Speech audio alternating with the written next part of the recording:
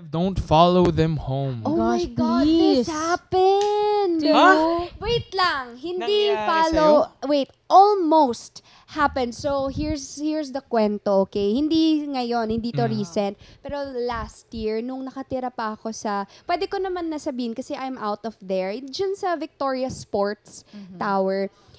AOS yun. Nag-AOS pa ako madalas noon. Tapos, di ba, that time, yung AOS natatapos late na yan. Oo. Tapos, yung mga fans, nag-aantayan sa labas, di ba?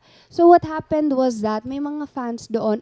That time, I wasn't driving yet or what. Ang lapit ko, hindi din tumatanggap ng si Grab kasi ang lapit nga.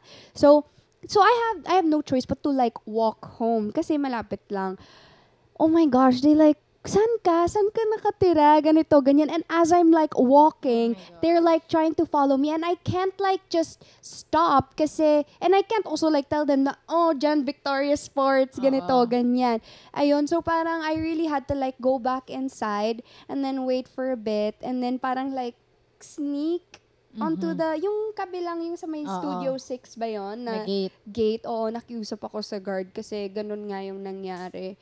So, wala lang. Which is really, disturbing. Yan ba yung term? Yeah, disturbing. Yeah. Kasi personal life mo na yun eh. It should be like different. And Yeah. Di ba may nangyari nga Oo. sa'yo na parang nag-post ka real time that you were at this place? Yeah. Tapos suddenly, biglang may dumating na Oo. someone din dun sa place na yon. Yeah, it was crazy kasi tapos dun kasi sa place na yun, it's like for members only. Oo, yung place na yun. Tapos biglang sinabi sa akin yung pagka-uwi ko nung manager kasi medyo ka-close ko yung manager dun sa place na yun. And then she was like, oh yeah, may friend ka daw dito, ganyan na Sinong friend? oo, nagpa-member, ganon, because of you, ganon. Tapos sabi ko, sino? Tapos pinakita niya yung name, like, ito yung name. Sabi ko, oh shit, kaya I thought it was coincidence. Hindi pala. Kasi the whole time, while I was there sa place na yon, doing all the things that I need to do, siya, literally was just sitting there, like, trying to like do things, but to not make things obvious. Pero wala talaga siyang wala siyang alam sa ginagawa niya. Like, nandun lang siya. And then, kept talking to me and all, nang pahaba na yung conversation namin. Pero ako kasi, I need to finish something eh.